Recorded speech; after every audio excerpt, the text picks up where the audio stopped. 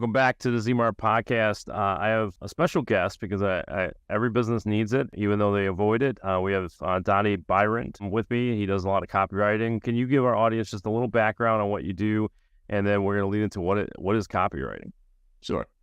Well, let's start with what is copywriting, which I describe it as writing stuff to sell stuff. Just to put it very simply, like you said, every business needs to sell stuff, and we have websites, and we have direct mail letters, and we have emails and social media stuff. And copywriting is just figuring out how to put words and ideas together with the intent of moving the sale forward with your ideal clients. So that's copywriting, and that's really what I do. I'm one of those boring people. I have no hobbies. I write copy, and I sit and watch my kids' activities. Yeah, sure. You're like the scientist in the room, but it's for generating business, which is what everybody needs. Something like that, yes. Yeah. So, Donny, give us a little background. How'd you get to copywriting? Okay. Well, I think I had the traditional, maybe not even traditional. I dropped out of college. I got married when I was a freshman in college, and then dropped out of college so I could try to make some money. Yeah. Well, here's the tricky part. They wouldn't let us have a dorm together. I had to live in the men's dorm, and she had to live in the women's dorm. And I said, I'm doing this. Yes. Make some money so we could have a place to live. And I just got into retail, and then did that for some years. I ended up being an assistant manager at Kmart. You remember Kmart? Oh yeah. Very few listening might. Man, there's buildings left with a dark K on it. That used to be a K. Have you really want to date ourselves? We can go back to ventures. So many, yes, so many memories. Right. So, retail. What did you learn in retail? Well, retail was kicking my butt. I realized I didn't want to do it anymore. So we actually had, during the course of time when I was at Kmart, we had 2 class action suits against the company for the way that they treated us. Wow. You might have to cut that out because somebody might be sensitive, but but it was so bad. They were working at 60 hours, 70 hours, 80 hours a week. Sure. And in my particular district, there was threats of physical violence on a regular basis. Wow. Upper management down. So sure, there was class action. Anyway, I said, I had 3 kids at the time, and I said, I don't want to work 80 hours and then come home and try and have energy and time for my family, because I didn't. Yeah. So I said, I got to figure out a way that I can do something different. And I kind of always thought I would be a writer. When I was a kid, I thought I'd love to write. I love to read, and I thought I would be, like write books or something. So I kind of had that idea, and providentially discovered at that time, when I was saying, how can I get out of retail and make enough money to take care of my family without working 80 hours a week? Not that I never work 80 hours a week, but at least I could be home. And yes. Through copywriting, and instantly said, I think I can do this, and started trying to learn and I started trying to get clients probably before I should have. Yeah. Mm-hmm. But I was lesson learned. Yeah, I was anxious to get to escape retail, and took a little bit of time, but that's how that whole thing got started. Yeah, well, obviously we go through some learning lessons. I keep calling them college tuition payments, right? We just keep plowing through, and eventually we become a better person, better character, right? And which is a lot of what we do in copywriting, right? And so I guess to me, I'm not a copywriter. I've done some marketing though, but like copywriting has really been around since the beginning of businesses in some way, form. And I think and correct me if I'm wrong, it's kind of escalated since not only just COVID, but since the online world, right? They all of a sudden becomes, instead of outsourcing it to a big, huge firm in New York or LA, now you're able to bring it more local. And then there's guys like you to say, hey, there's an art to this, and I got it. All right. Yeah. And so can you talk briefly on how it's evolved in the business world and where we're at today, and maybe a little bit about where it's headed going forward? Sure. When you think about it, businesses 100 years ago, when the nerdy copywriters like me kind of trace back copywriting in its current form to the early 1900s.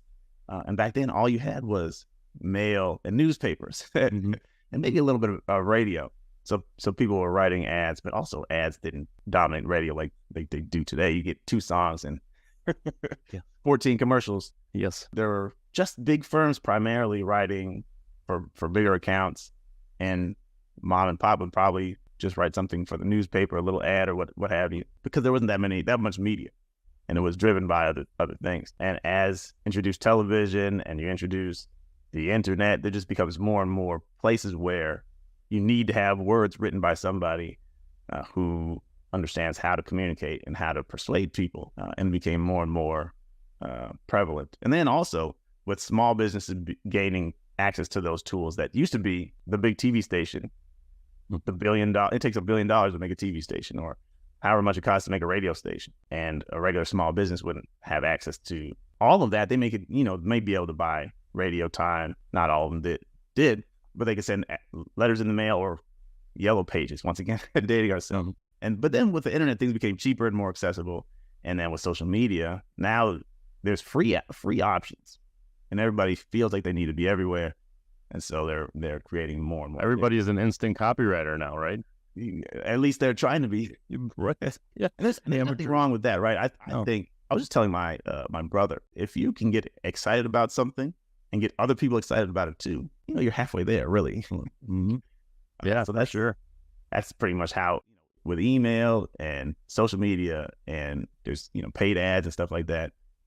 Everyone has access to those things, even if you have a small budget. It's free websites. You can go. My first website, I think I didn't pay for a website for the first 4 or 5 years of my business. Somehow I got some super cheap deal on hosting, and I think I paid one time, and I got it for 3 or 4 years. And anyway, yeah, no, it's definitely becoming a lot easier. But with that comes a lot of mistakes. What are you seeing in like a lot of the small and mid-sized companies, mainly because large companies can probably hire, and not only they just bring the people in house, but what are some of the common mistakes that you're seeing that some of these small and mid-sized companies are using in forms of copy? Maybe they're just winging it, but maybe do you have a couple examples that you might be able to share? I think now, well, it's probably always been true. People oftentimes in their writing, they write the way that they, as experts, like say I'm a plumber, I'll write about floaters and right. Maybe some of the things that as a technician, you're great at what you do. You know all the terms. Your audience, or the people who are going to buy from you, may not know all of those things. Plumbers are probably not so susceptible to that. Financial advisors are. And maybe, well, I can't. Yeah, insurance. I was going to say insurance agents, right? We use too much jargon, right? Yeah. We assume everybody knows what we know. Right. And we don't. Yeah. We don't. Worse. So speaking in language that's not really simple to understand by the average person who you're trying to reach, because obviously there's always some people who they know everything. They study everything. They've been paying attention. They already have insurance and annuities, and they have all those things, so they know. But you got to be able to speak to the average person, and so I think a lot of people miss that. Another thing that people definitely do is they focus too much on their product or their service, and not so much thinking about the emotional condition of the person you're trying to sell to. So in the case of insurance, right, or like a group policy, there's frustration involved, there's confusion involved, there's how much money did I lose on this last stupid thing? We were talking about that before. How much money you saved some of your clients, right? And then when you realize I just sunk $80,000 for no reason, frustration and kind of the anger. Yep. And if you write about policies, you're not going to be able to tap into that. But if sometimes you can introduce, I understand how frustrating it is to be confused about these things. It's very esoteric. Nobody outside the industry understands these things. But I got your back. I can help you understand, take you by the hand and walk you through how to understand these things, and then show you how much money you can save, show you how to fit something exactly to your business needs, rather than just trying to cookie cutter fit you into something that benefits me. And if you can talk about those emotions, knowing what they feel, well, if you don't do it, you're making a mistake, even though it doesn't seem like one. But in terms of when at the end of the day, when you haven't emotionally connected with the people you want to reach, it's a missed opportunity. So I think that's something that's very big these days too. People don't even think to do that. They're too busy thinking about how do I educate people about my product or service. And education is only a small part of it. Sure. But that going back and reading a little bit about who you are and what you do, there was a piece that you had wrote about facts tell and stories tell. I'm sorry, yeah, sell, right? Yeah. So maybe you could elaborate a little bit more on that. But I think that goes into what you were just saying, because a lot of us are like facts, facts, facts, facts. This is true. This is true. This is true. But they don't sell anything, right? They're given information. But and I love the video that you put together where your wife's going to the cafe, but she's lying to you, and so and you're like, it's all about, and give us a little background on the facts tell and stories to sell. And that's a great introduction to the idea, because I think I was being a little bit controversial with that video on purpose, but it is true that if we just do facts and statistics and the technical aspects of anything, even like chocolate. What's the molecule of chocolate that you love? Nobody cares, right? Nobody cares. We enjoy chocolate, right? It's luscious, and you care about how it makes you feel. So telling a story about chocolate that maybe reminds you of, eating a Hershey's bar with, as a kid with your brother and sister, and you're just running around the playground. Those stories take you to a place where, I gotta have some chocolate. Describing the chemical makeup of chocolate does not do it. Describing the process that's made the chocolate probably doesn't either. Unless you can sometimes maybe tell a story about the farm where the cocoa beans are harvested. It's a different story, and you're appealing to a different feeling. But just talking about the facts and stuff don't. But the story about my wife, it was a good story. I mean, I'm sure you made it up, but but it got the point across. The idea there is that when you do share facts, people have a frame of reference, and they put facts into their own story. Mm-hmm. So if you say the word annuities can be really good things, right? But they can also be disastrous things. Totally. Yeah. And a lot of people. So if I say my mother, had an annuity and somehow got raked over the coals over that deal, and now the word itself, if you just say we sell annuities and we have variable interest rates and these things, and all I heard was annuities. My mom, that's why my mom, was in the terrible condition that she was in. And I tell myself that story. So you could take it to another place if you tell me a positive story about annuities. Now, it may not be a personal story, but you can walk me through, what like a hypothetical situation could be. And then you can paint the picture for me and show me at least, I still have that negative association, but at least you can put it in a different frame. And I might consider, okay, my mother got a raw deal. Maybe they're not all bad, and maybe for some situations annuities are fine. So the stories, I'm telling myself a story anyway. Everyone, when they hear something, they put a story to it to some extent. You say chocolate, I've got plenty of stories, right? Yeah, sure. In my mind, I'm thinking about the messes my children made on the carpet, right? Yeah, of course. Or any of those things. So it's helpful for a marketer or an entrepreneur or a salesperson to tell the story that takes your audience, or the person you're talking to where you want them to go, and to have the mental pictures that you want them to see that will help them get closer to making a buying decision in your favor. For sure. And you actually start, just to reference some of the things you had started out with here, where if you start out your story and said, I was trying to figure out a way to make more money, and I didn't have to work 80 hours a week, and I can do it from home. Like, it's a drab story. Sure, everybody can relate to it. But when you said, I got married young, freshman year of college, now all of a sudden you're like, well, this is a story. It shows a little bit of loyalty, right? And you were stubborn enough to say, okay, I got to figure this out, right? So there's that story. You're walking through the path, and you're like, I like Donny's story. Like, where's this going to go, right? And then so your mind starts drifting, and then you start closure by saying, hey, this is where I'm at, and I'm making companies millions of dollars with, copywriting. Yeah. And what kind of crazy person gets married as a freshman in college?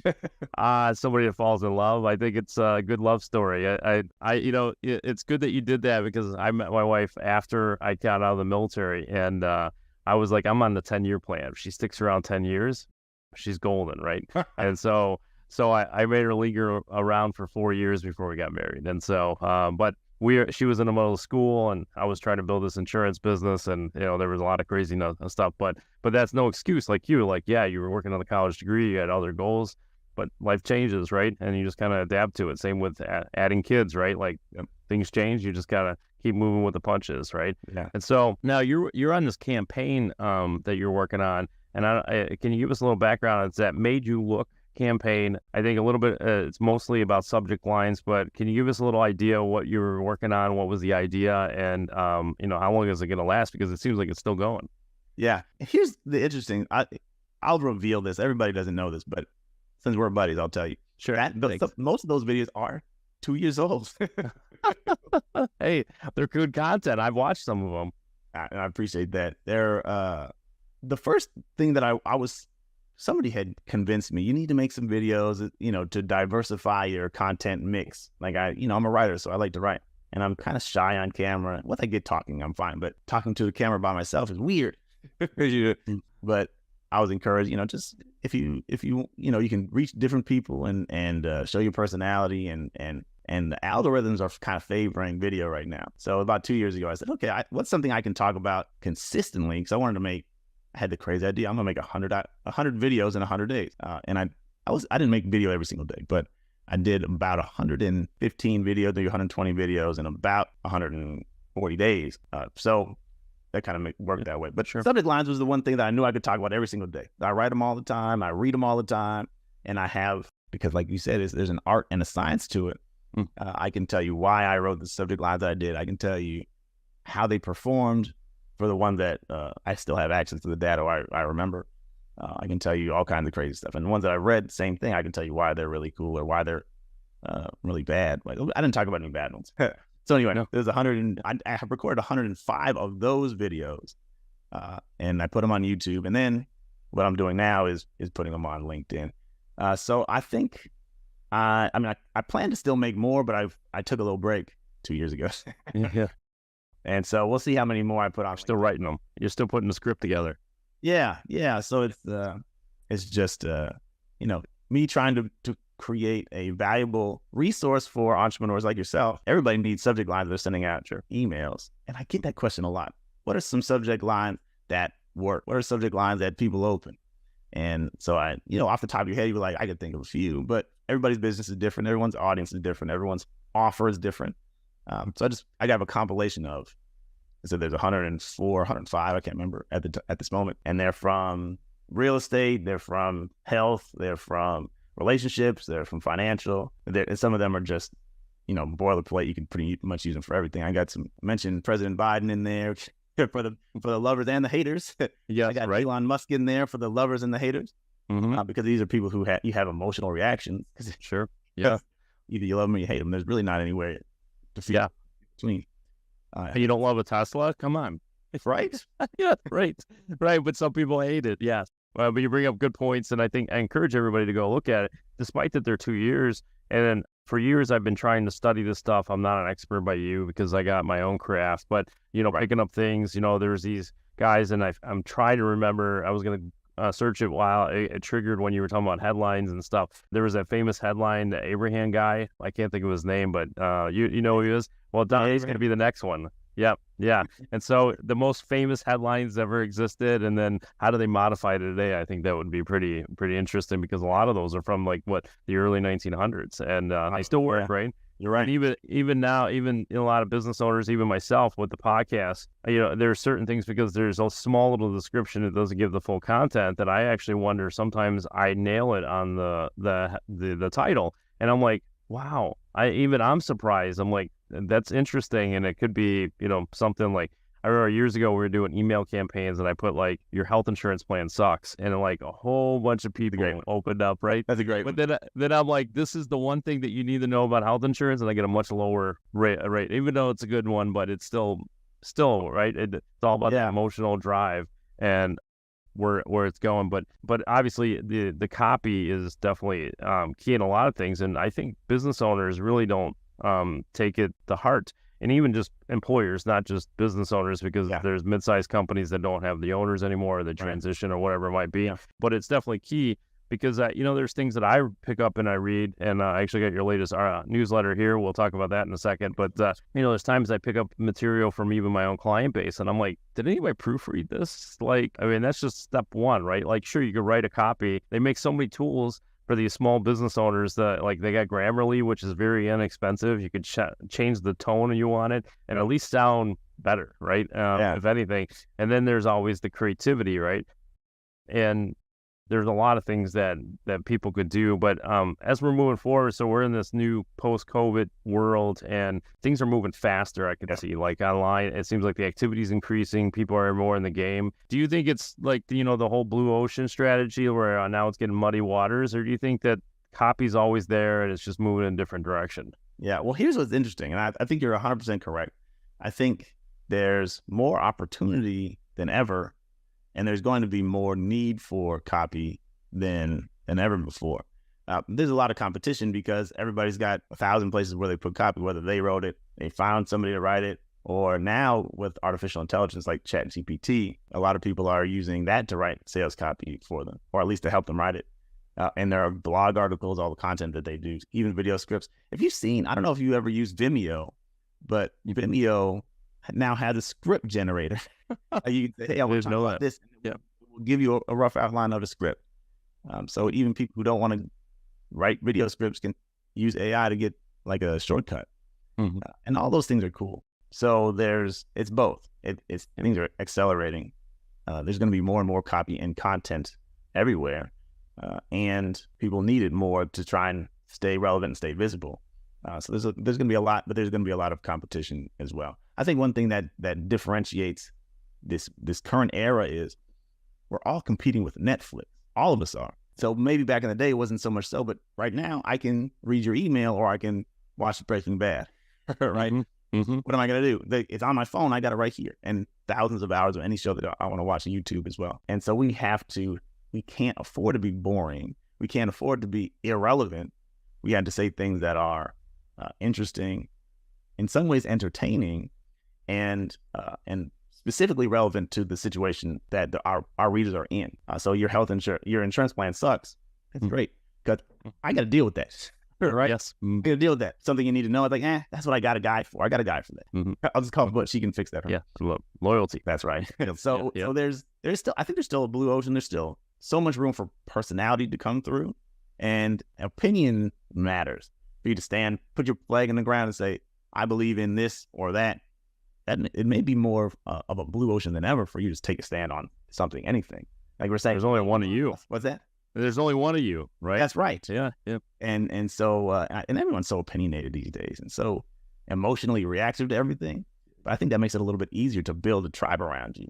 If you take a stand and have the courage to say something meaningful and maybe against the grain a little bit, then the people who feel the same way, they're going to say, that's my guy. He and I, she and I, we're the same kind of people, and I want to listen to what they say. I want to support what they're doing. And if I'm going to buy from somebody, might as well be someone who has the same values as me. For sure. And obviously it comes down to content, and there's different forms of content, right? We're talking about just copyright, and some people are thinking newsletters and articles and stuff, but it could actually get all the way down to Instagram posts, right? Little pictures and what you put actually in there. There's software that, Canva's one, and there's many other ones where you can make your own memes and you can make your own stuff. And then that's where the copy, right? Like you said, it's got to be entertaining. You got to pull your personality out.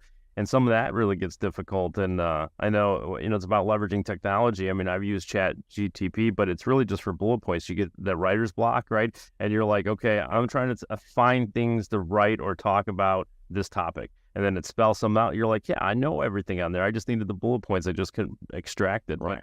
And you had created a video, and then, we'll start wrapping some things up here, but you created a video and some content really around where copywriters were fear that this AI stuff is going to put them out of business. But can you talk a little bit on that? Because I actually don't think it'll actually make you shine a little bit more. Sure, you're going to have some little amateurs over here that are doing some copywriting, either selling it or they're trying to do it on their own. But at some point, they're going to need a guy like Yeah. And I thank you for asking that question.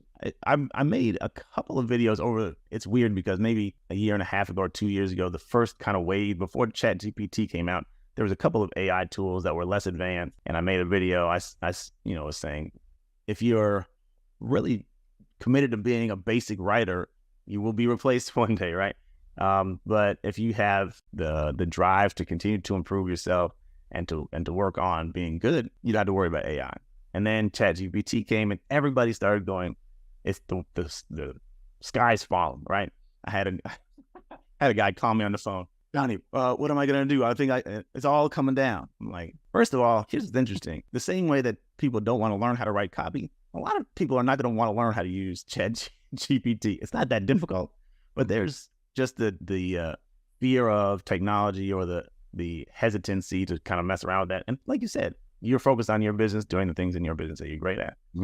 So I don't think AI is going to replace many copywriters. I only know maybe a couple who have been impacted at all. Everybody asks me that question. Everybody. How's AI treating you? Hasn't done anything to me yet. Let's see in 3 or 4 years. Who knows?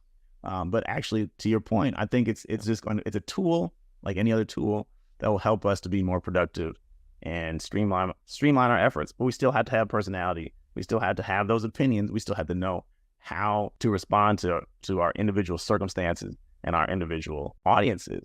Everyone is different. And ChatGPT doesn't actually know anything. It's a language model, not a knowledge model. It doesn't know anything. It just knows how to put words together. I mean, that's what it knows.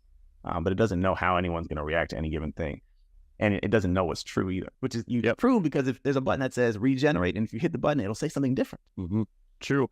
And you definitely bring up a good point. And I think that's where more validity to what you guys do is you could get a base form from there, but it like you got to know what you're looking at and you got to know what you're reading for and you have to know your audience, right? Where you're going, who's going to buy. And so this has definitely been great. I wanted to have you, we'll have you come back on the show. We'll talk about more of this stuff. If somebody wanted to get a hold of you, I know you have a newsletter on LinkedIn, and then you also have it on your website. So if somebody wants to reach out and further conversation, hire you, whatever it might be, how do they get in touch with you? And if there's more information like your newsletters, how do they do that? Yeah, the website is Donny-Bryant.com. If you Google me, there's one other guy. I think he's a dentist in Arkansas, but you'll find me. Same thing on LinkedIn. I don't know if anybody else would come up, but more active on LinkedIn these days than any other social platform. And if you go to my website, that's where all my content really goes to the newsletter first, then it usually ends up on my website and sometimes ends up on social media. I don't create too much fresh stuff for social media that comes down the pike from the newsletter. So anyway, to answer the question, Donny-Bryant.com is probably the easiest way. But if you're on social, LinkedIn is where I'm at more than anything. Got it. We'll put it in the show notes too, so that way they could reach out to you. And I think it'll be good. I appreciate your time today, and this is great, valuable information, and hopefully some businesses out there pick up on it. Thank you for inviting me. This has been a lot of fun, and I look forward to the second edition. Thank you.